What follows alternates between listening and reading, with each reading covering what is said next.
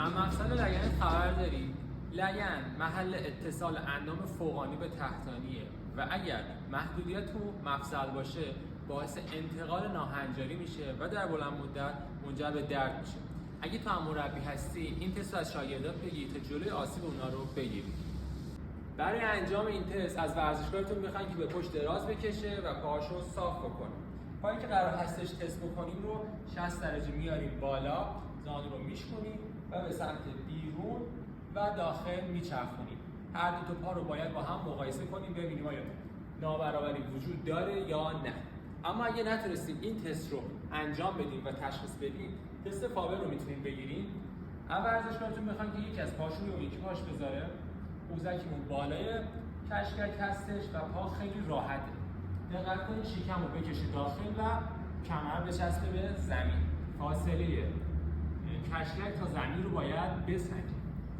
اگر این فاصله بیشتر از 2 مشت ما باشه محدودیت چرخش به خارج داره.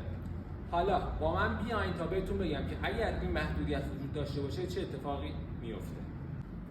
ورزشکاری که محدودیت چرخش به داخل استخوان رون رو داره تو اجرای حرکت مثلا بک اسکات مجبور هستش که پاشو بازتر بذاره، انگشت به بیرون میچرخونه و وقتی به پایین ترین نقطه میرسه زانوها به سمت داخل میره.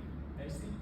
و ورزشکاری که محدودیت چرخش به خارج داره توی دریافت کلین، اسنت و یا خود همون حرکت بک اسکات نمیتونه دامنه حرکتی کاملی رو داشته باشه.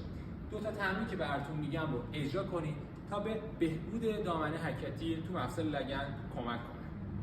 از یک کش استفاده میکنید، کش رو به بیخ کشاله رونمون تا جایی که میتونیم بیاریم بالا میذاریم.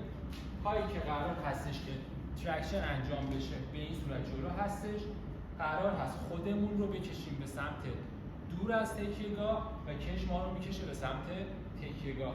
حالا میتونید زانوتون رو چپ و راست بازی بدید. هر چقدر کش سفت‌تر باشه و فاصلتون بیشتر باشه ترکشن بهتری دارید. برای بهبود چرخش به داخل مفصل لگن ورزشکار رو زمین میشینه، قرار هست زانو رو به زمین برسونه، کشیده میشه. برای فشار بیشتر از این پاش کمک میگیره و به زمین فشار میده و نگه میداره.